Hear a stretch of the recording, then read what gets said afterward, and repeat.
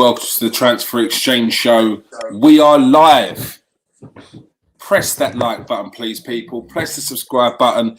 We've got some transfer news you're not even going to believe tonight.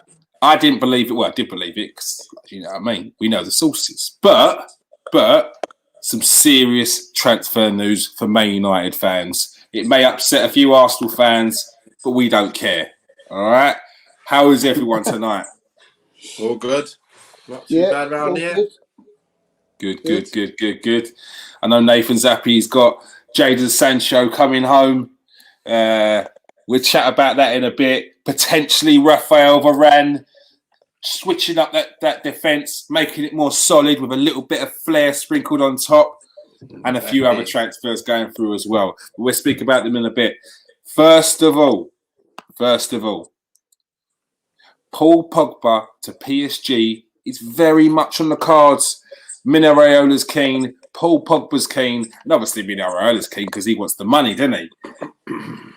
Exactly. Will it go through? We don't know. But it's definitely something that could happen this summer. But Man United will want big money for the player. They're not going to reduce the amount that they want. Will PSG pay up? Steve, are PSG going to pay up? How much do they want him compared to how much Mino Raiola and Pogba want to go there? Well, they're still in talks regarding to the fee, but like you said, we expect a big one. We're expecting a fee of around 75, 80 million.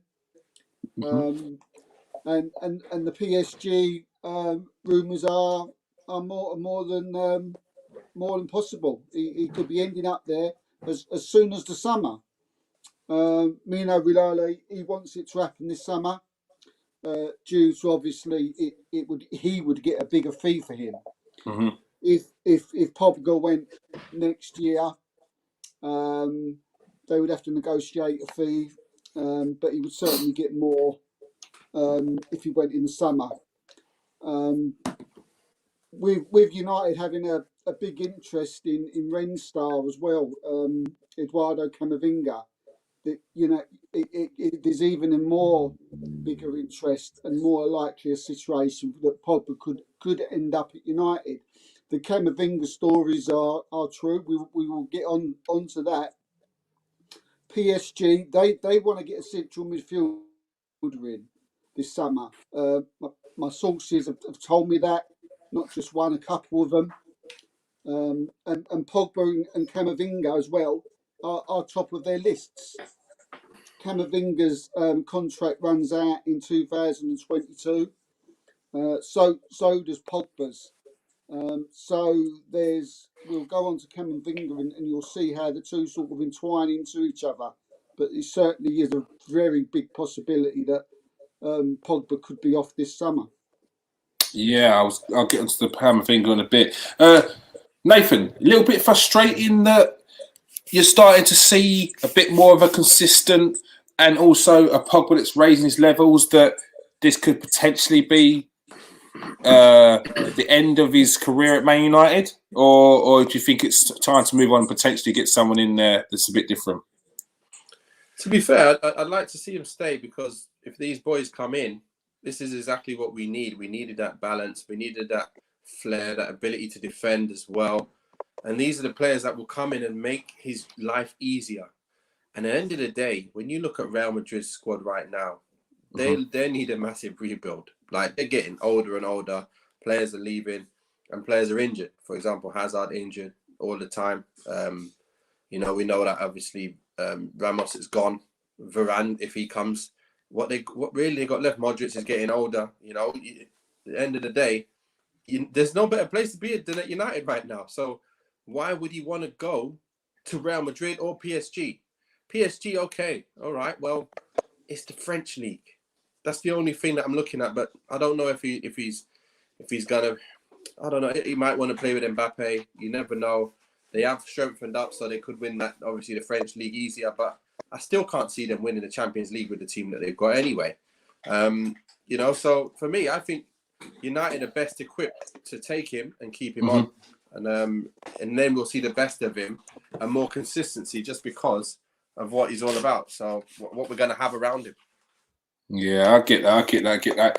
But as we said, Man United do want Eduardo Camavinga, and it would be based on whether Paul Pogba does leave for PSG. A couple of quotes I got from some players. Hatim Ben Arthur, sorry, said, we were like, wow. He said in 2019, he's incredible. Technically, physically, he's a monster.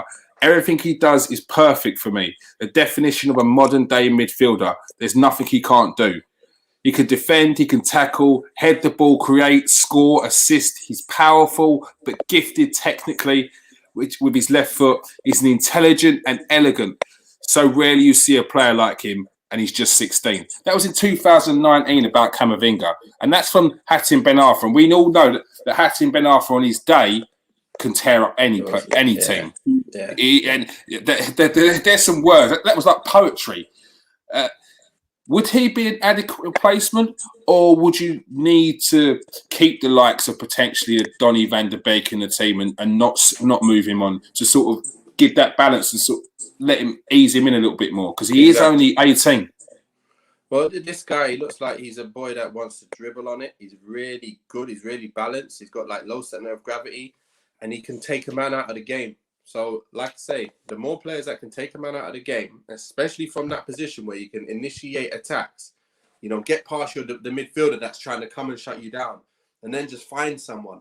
Then you're like leaving players one-on-one. It's just going to be lovely. If he comes in, it'll be great to see. And like I say, Van der Beek, he should get his chance to really do his thing. We know that if he's going to go Real Madrid, he's going to kill it there. And people will be like, what the hell did you not do with this kind of player? That good a player, you want to leave him out of the squad and then send him to Real Madrid to go and kill it.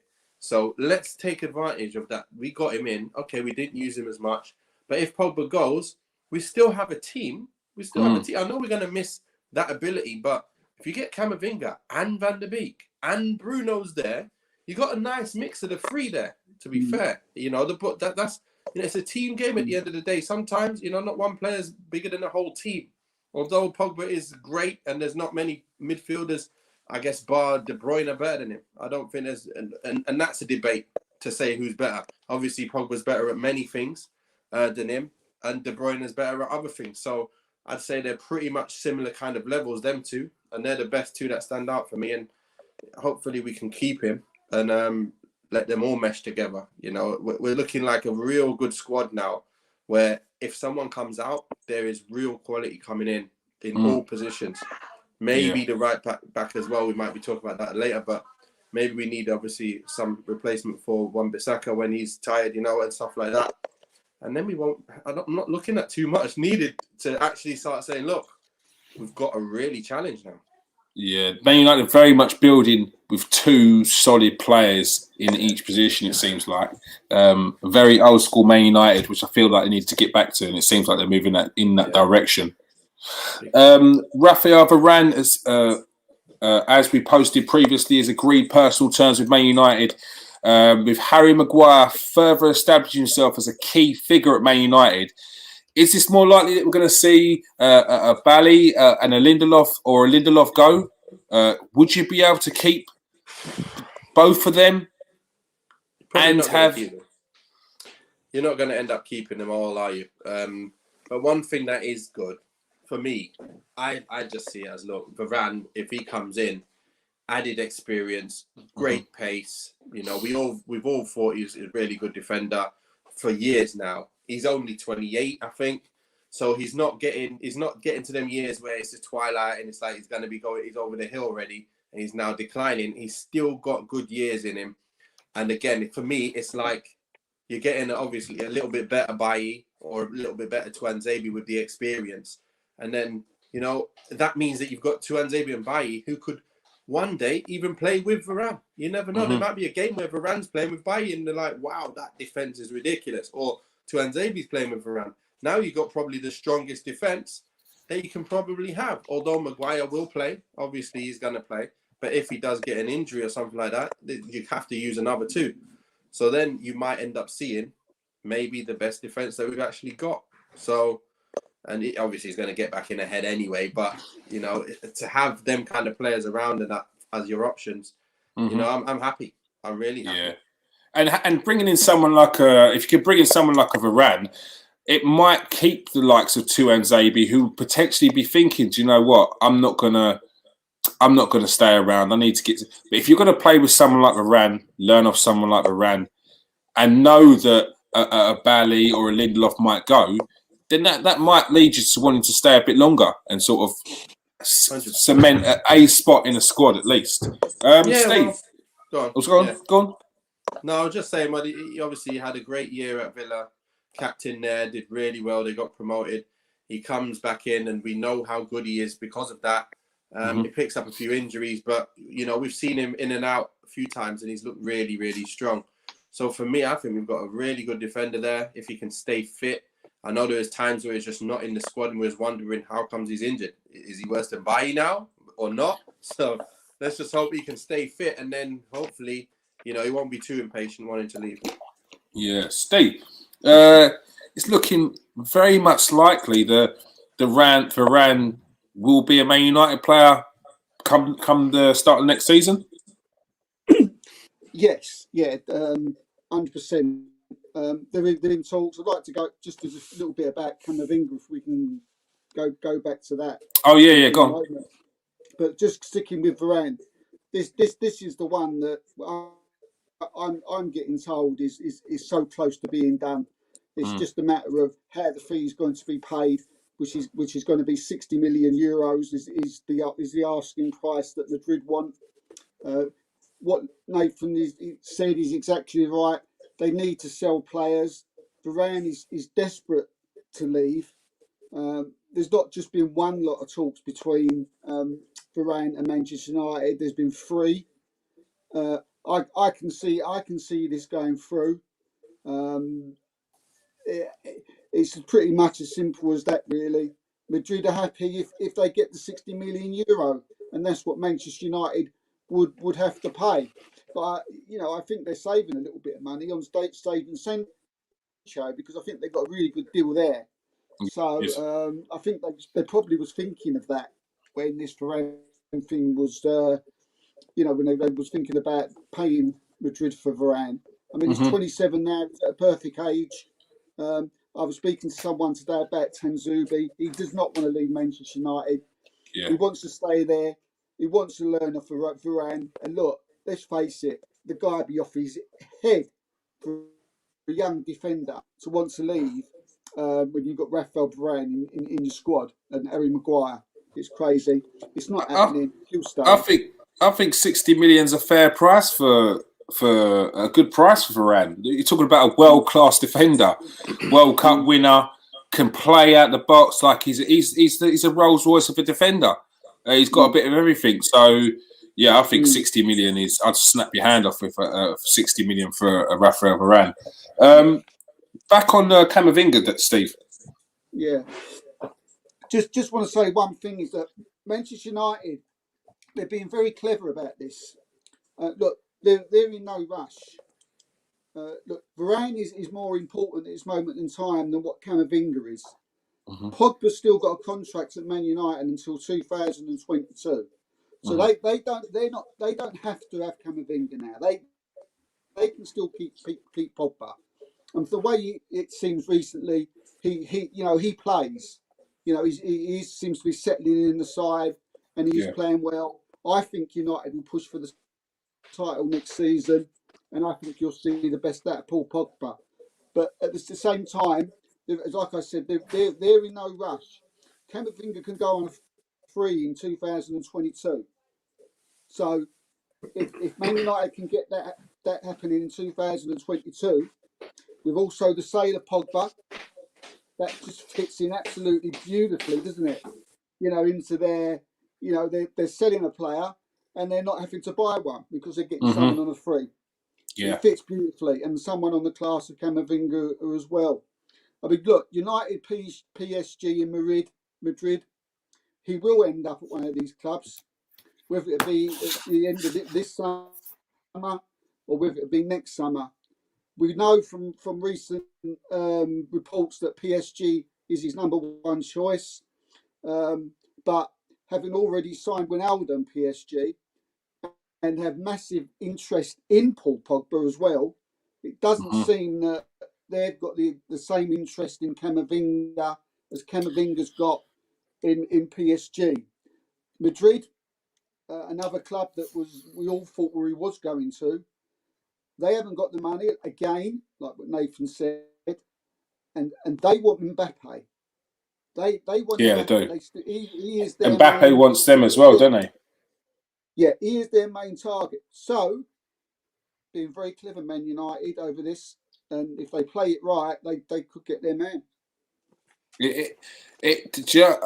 This is a stark contrast to last season's Man United transfer tactics. Last season, it was all very much out in the open, playing games between the press and Borussia Dortmund about getting Jadon Sancho. This year, they've wrapped up Jadon Sancho already, looking like they're about to wrap up Varane. They're, like you said, the ball's in their court with Pogba. They don't, and as soon as if they do get the money that they want for Pogba, then they've got Camavinga waiting there, ready to go. Massive contrast to what they were doing last season. Man United are not 100% happy with both of their current goalkeepers, in Dean Henderson and David De Gea, and have earmarked Aston Villa's Emi Martinez potential replacement, which will be music to the ears of Arsenal fans. Wow. I mean, Emi Martinez has had an exceptional season at Aston Villa. He's just won the Copa America with Argentina. Solid, big, imposing goalkeeper, high flyer, good with his feet. What more can I say? Glowing reference from me. That's all you need to know. Nathan, would you be happy with an Emi Martinez over a Henderson or a De Gea, or do you feel like Dean Henderson needs another year, needs more time? What would you say in this situation with goalkeepers?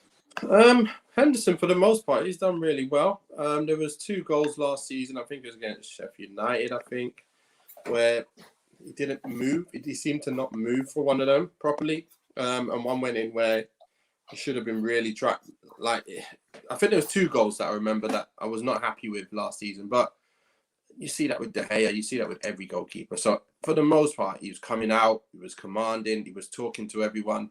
He did really, really well. I liked what I saw from him. And, that he's just got to continue to grow into that position.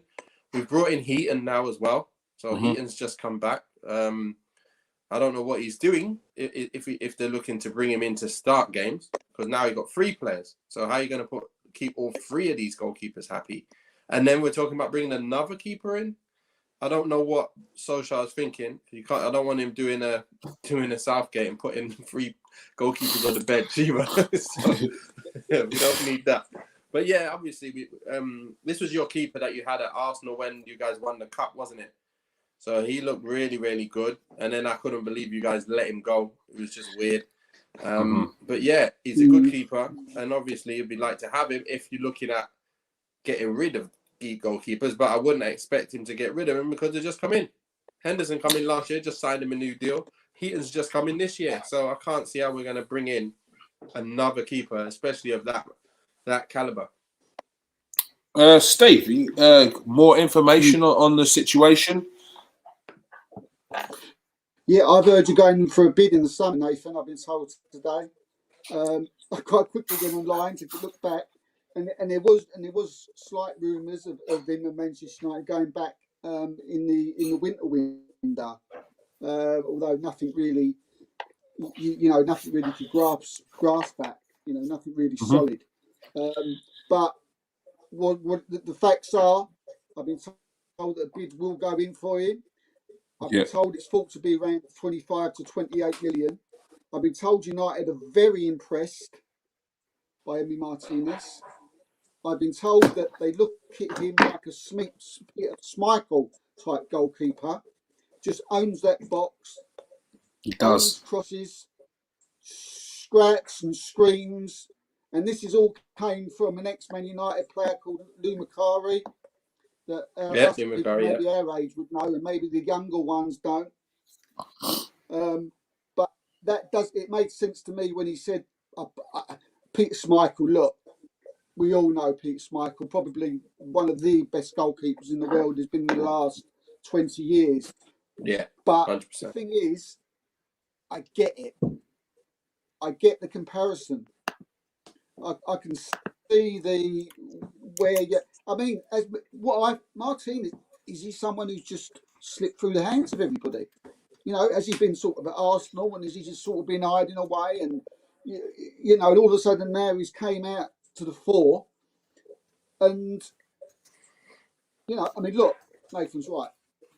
Well, I think what he said, Villa said he's not for sale, but we've heard that before. And I think personally, Martinez would want to be the number one keeper. But, the fact that we've got Lou McCarr coming out, stating what he said as well on top of it, it's a goer. It could be interesting. So, yeah, look, me personally, I see it. I've as a goalkeeper, I've watched Dean Henderson. I think he's good, but I don't think he's top drawer. Could he be? Yes. I don't know. Maybe. I personally don't think so. But I don't think Man United are in a position to be waiting for goalkeepers to take steps up. I think they want someone in there that's now, and I don't think Henderson's as good as Martinez. As Steve said, he's imposing on the area, he commands his area, and he's also very agile as well. Very good with his feet on the floor. And yeah, it's quite clear that David De Gea's time at Man United is coming to an end. It's just who wants him, who's going to be able to afford him, who's can afford his wages. These are the stumbling blocks when it comes to David De Gea. And you don't want Emi Martinez coming in with David De Gea there, because due to his experience that he's had at Arsenal, I don't think he'd want to go there with Emi Martinez, with David De Gea behind him, or them two challenging for positions. He wants to know, it's the reason why he went to Aston Villa, that he's going to be number one. So yeah, I can see him going for a bid. I think it would have to be more than. Yeah, Go can I ask Nathan something? Nathan, you're going to go with you're going to be one of the favourites, to win the title next year, man, and yeah. So yeah, who would you rather have between sticks out of those three goalkeepers? To be fair, I ain't given up on De Gea yet. I know for the most part he's been our best keeper, to be honest. When Henderson came in, he started doing well for a few games, but then he made a few mistakes, and we're like, look, get De Gea back in. But so it's a tough one. But I wouldn't mind. Obviously, I know that we need someone else to come in and overtake him finally. Eventually. Sorry. So Emi Martinez coming in, that'd be great. But then you can't have Heaton and Henderson sitting in the squad. Then you can't have four goalkeepers sitting in the squad of that caliber. No, I think you can have Heaton. You have to have a swap deal, then, don't you, for Henderson or something? You could. Yeah, maybe. Yeah, you can't maybe just buy another keeper. I don't see that happening. And if he does, it's just mad. That's just mad. You paid Henderson a lot of money earlier. I can see you winning the title with Martinez in goal. I can see you. He comes across to me like a title-winning goalkeeper. And because where he's come from, I don't think it's that bad. It gives me that. You think that he's that much better than De Gea already? I think that I did not. He's just got certain aspects about his game that I think you need to win a title. What do you think, is? I don't know. I think De Gea and Martinez are two completely different goalkeepers. I think, two completely different goalkeepers. De Gea's done a lot for Man United. He's been Player of the Year, I think, twice. He's been immense for Man United. I just feel like he needs something new. He needs new surroundings. I just feel like he himself feels like it's just got a bit stale there. I think he's got plenty in his locker, De Gea. I think he still could go to any club in the world. But I just think he's at Man United. I just think he'd get back and it's like, here again. Like, Is he I going just feel though? like it would. It would have to someone. I don't know if anyone out there's got the money to Exactly. take De Gea, So he's and gonna that's the be there. problem. That's the stumbling block. That's the stumbling block. That's not to say Man United aren't interested in Emi Martinez, though. That's definitely not to say that.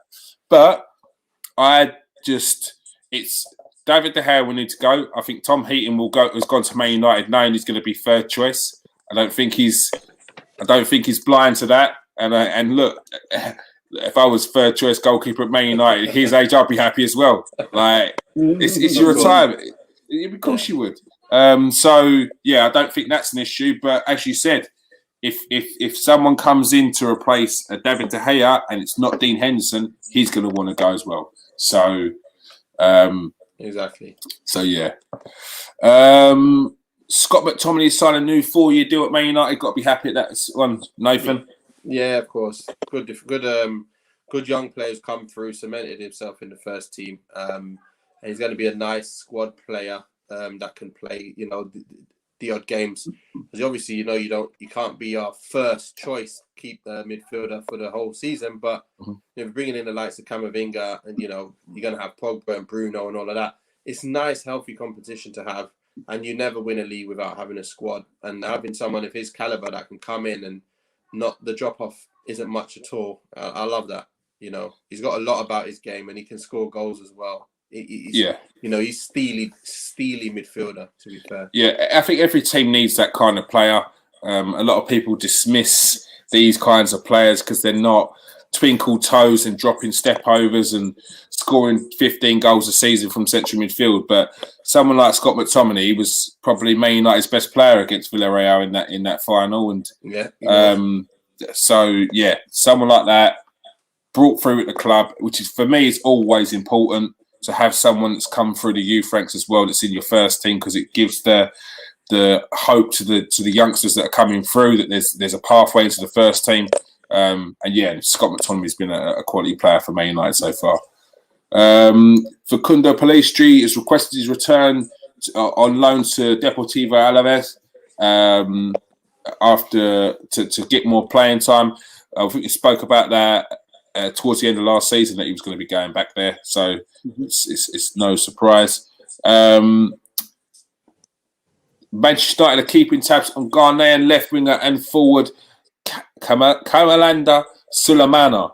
The rapid winger is currently plies his trade in Danish Super League Nordsjælland and has contributed 18 goals in 30 games, scoring 10 goals and assisting on 8 of them.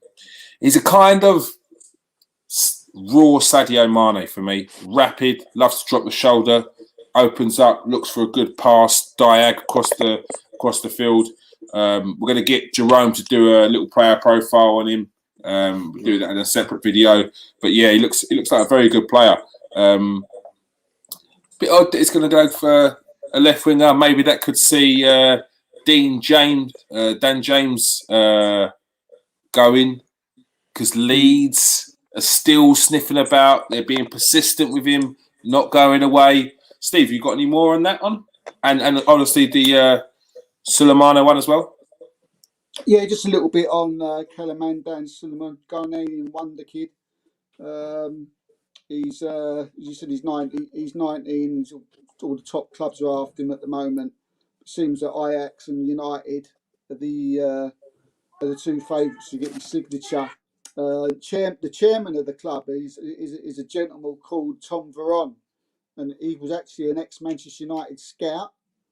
And he said his future's literally out of his hands. He said that Karma knows his options. So yeah, it seems to be that Man United are looking for a lot of wide players, and I think that could be possibly curtains for Dan James. Although I like him, I do like Dan James, and Leeds are still not going away. They want to buy. United wanted a loan, but now that that they need some funds to buy players, I think Man United may well sell him instead of loaning him. And it seems that they're looking at a lot of wide players in this window. We're getting a lot of rumours coming through that they're looking at this player and that player. So I think Dan James could well be on his way in this summer. He's a very good player, and but I think his time at Man United's coming to an end. Yeah. I mean, that's where Man United they get their central centre forward, and they've got the wide players. So it's going to be the wide players are going to be getting a lot of attacking presence from. Be sad to see the likes of Dan James go, Nathan. Would I be sad, did you say? Yeah. No, I wouldn't be sad. You know, with the likes of Sancho and Ahmad, you know, operating in this squad, I won't be sad to see Dan James go. No, I think Dan James, he was helpful for the team in terms of work rate. I look at him the same way as probably Southgate was looking at Mason Mount in the England squad, you know, to help out with the extra work defensively instead of going forward. Mm-hmm. Well, obviously Mount is nothing like Dan James. He's obviously a lot better than him, not different positions. But here's the thing, Dan James, he needs to go to a team like Leeds and apply his trade, play every week and get better in a team like that. I could see him really excel in a team like that because the manager will make him make runs with certain timings that he will staple it in his game, rather than where he's at United now. He's probably left to go and do his own thing, and he probably needs that guidance to get better. And you know, at United, he's not going to get that. He's not going to be a player who fake shots or fake crosses a ball, or his finishing gets better. I can see what type of finisher he is. He's never going to be that clinical finisher. So for me, I'd like to see the player likes of Sancho's coming in, the likes of Ahmad, like I said, Rashford on the left, Greenwood coming, whatever, and someone else. Martial even plays off the left. So to have them kind of quality players on the width, you know, I welcome more players with the ability to take someone on and take someone out of the game and then end product. You know, that's what you want to see more. And it's not being bad to Stan James, but I'm talking like to be Champions League level and trying to win the league, you've got to get players with that little bit more quality in attack. Yeah, I know what you mean. And finally, Jadon Sancho's all but completed his move to Man United, with the announcement coming in the next few days. However, the England star will not be training with United until August, because obviously due to holidays and all that. How much of a difference will this signing make for United? It's going to make a massive, massive difference. Why? It's because we will have balance on both sides of the pitch with players who can take people out of the game. And when that happens, it leaves people in the middle open. It leaves people like Bruno open. And that's what I mean. You just can't wait to see something like this happen now. And then to have Varane at the back, it means that we don't even need to have the extra defensive midfielder. Maybe. So then maybe you have, let's say we got Camavinga in. You got Camavinga, Pogba, Bruno, Sancho, Rashford, Cavani, or Martial, or Greenwood. Shut up. No, Yeah, do you know what? I've got the eject button here. What a team! Nah, I don't need to hear this. Wow. Thank you for joining us tonight, people. It's been a great show. I feel physically sick after hearing that team. Gee. What a team that will be. And then you've got Alango, who's a youngster coming off the bench. He might be on the bench. Then you've got Ahmad, who can come on, and he was amazing against Wolves. You could just see it was just like, give me the ball, give me the ball, give me the ball. He's got that little bit of that, you know what Grealish does when he gets on the ball and people are coming near him? That's what happens. You see, like, he just wants it. And then just like, give it, pop it off, get it back. Honestly, I'd be as excited as you are if Jadon Sancho was coming to Arsenal. I'll be so buzzing. I'll be so buzzing. Look, I'm going to be excited. I'll be happy to watch Jadon Sancho week in, week out against any team. So, look, we all win a little bit as football fans. We'd all like him in our team, but yeah, you can't argue that Jadon Sancho is going to be a class signing. Steve, what's he going to bring to Man United? What difference is going to make? He's going to bring excitement. He's going to bring pace. He's going to bring even though he's a small guy, he'll bring power. In the German league, the defences, probably some of the best defenders in the world that play in the Bundesliga. I watch the Bundesliga a lot, and he pushes them off the ball. He's going to do that the same in the Premiership. I can't wait to watch him. I mean, at least we got his brother, so you know, we have got that. But he's just quality, and can't wait to see him play. And it's like what Nathan said. He's going to bring that balance. He's going to score goals. He's going to make assists. And whoever I don't know who they're going to end up playing down that middle. I mean, I don't know how. I mean, I dare say, Nathan, it's going to be Rashford on the left, is Sancho on the right. What, Cavani down the middle with anyone Fernandez down the middle. Goals galore. 20 plus goals for that man in the middle. Yeah. So, okay. Bit of balance. What does he need to add to his game? Not much. He just needs to play. Continue doing what he's been doing for the last few years. Scoring and assisting that amount of goals. And it's all good.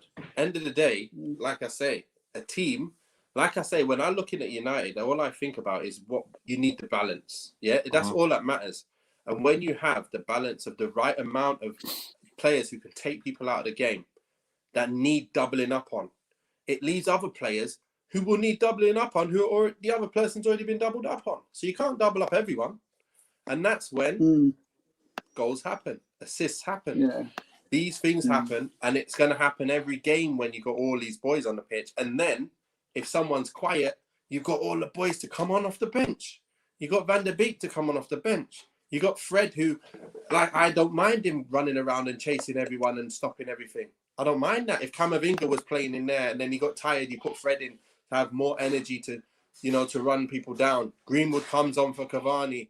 Martial comes on. And nobody's moaning about him because he'd be banging goals, because he'd be getting chance after chance rather than 1 or 2 chances per game. He'd be getting 5 chances per game. This is the difference. Imagine you got runners and you got Pogba on the ball. You got Bruno and you got just everyone just trying to play. I could just see. I've never been this excited. If these 2 more players come in, Camavinga and Varane, I'm gonna be excited as hell to watch every single game. I'm not going to lock myself in a room. Playing. Don't let nobody in and concentrate fully on the game. I'm telling you.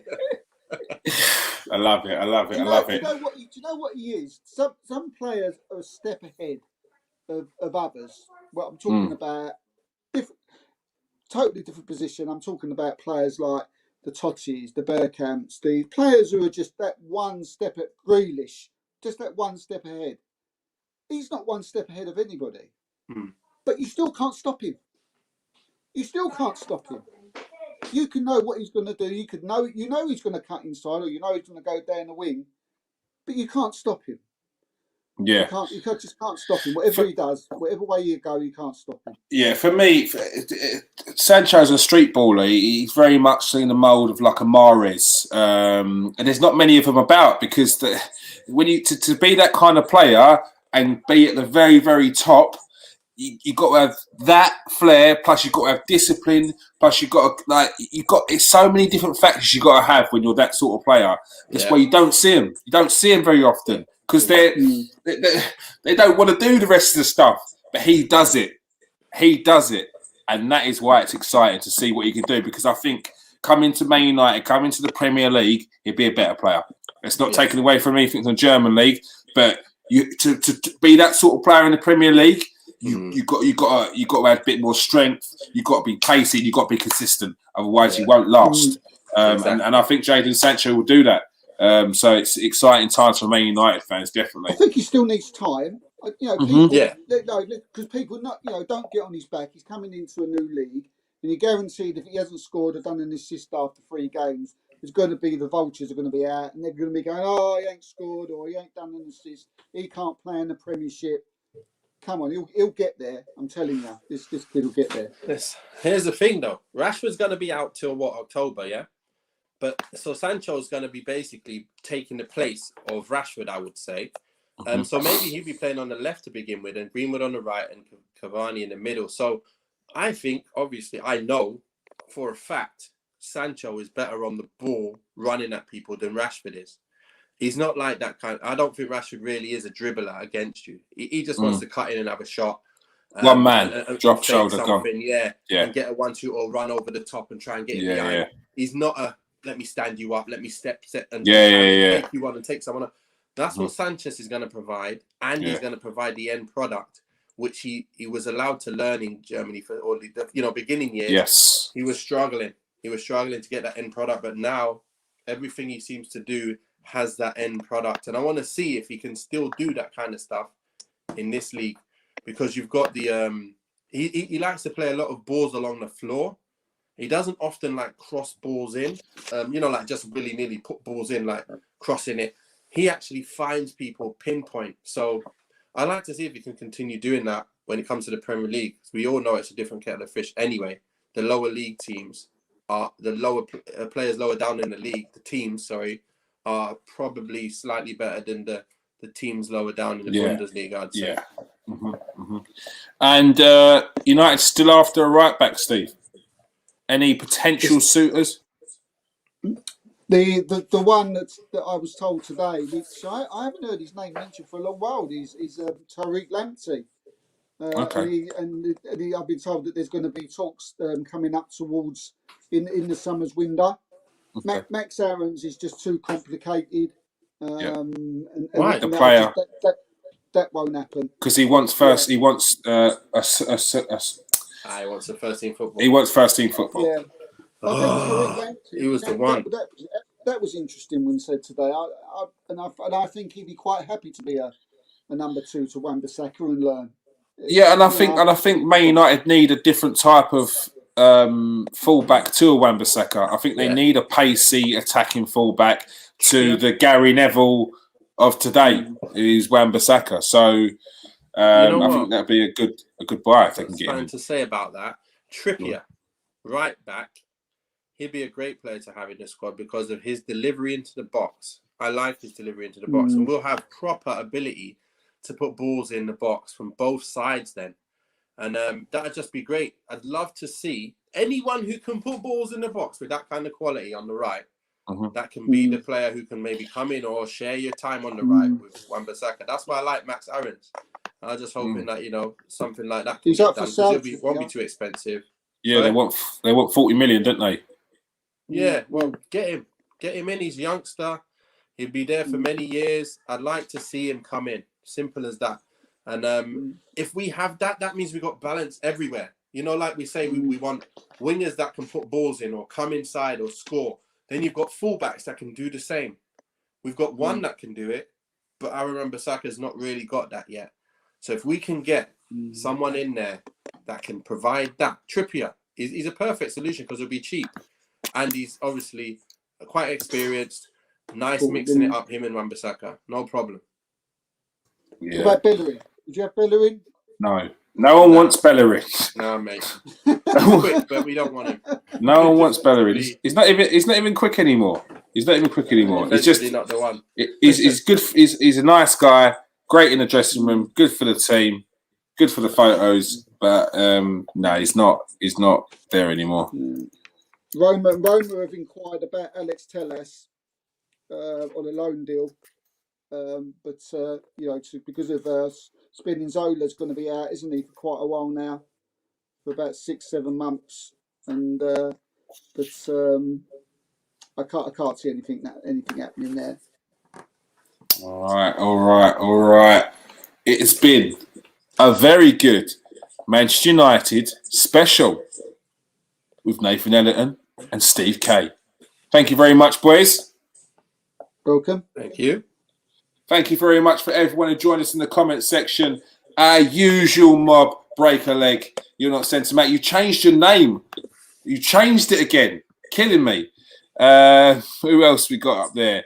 Cool guy, AK. How you doing? What did he say? RH. Oh, he said. That's my boy, Raj. RH there. And RH, thank you very much for joining us, people. Make sure you hit the... Oh, yeah? He's a big Arsenal supporter. Wants to come on the show, by the way. Oh yeah, all right, RH, all right, RH. We'll get your opinion on the show definitely. Thank you for everyone for joining us. Make sure you hit the like, subscribe, people. We've got plenty more specials coming up. Barcelona, Leeds, Chelsea, Tottenham, all of them. We're gonna cover all the teams we can. All right, boom. There you go. Peace. Thank you very much, people. Peace out. Stay safe. Let's leave that up there and watch.